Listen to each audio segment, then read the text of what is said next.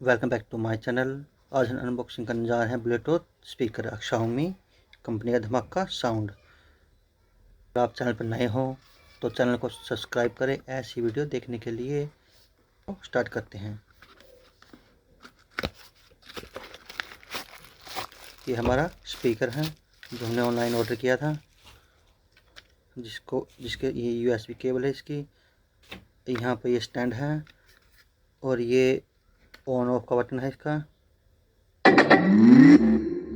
Xiaomi Music Speaker ये Bluetooth Mode। ये charger है, ये USB है, ये मेमोरी कार्ड डलता है यहाँ पर। ये कम ज़्यादा आवाज़ करने के लिए है। ये धमाका आवाज़ है इसका, सुपर बेस है।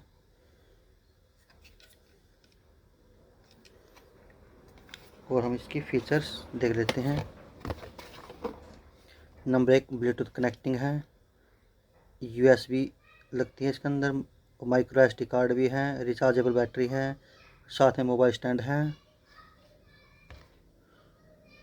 और मल्टी कलर है इसके अंदर।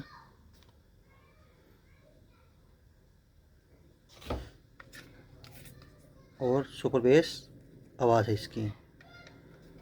लास्ट में वीडियो को लाइक शेयर कमेंट ज़रूर करें और चैनल को सब्सक्राइब ज़रूर करें।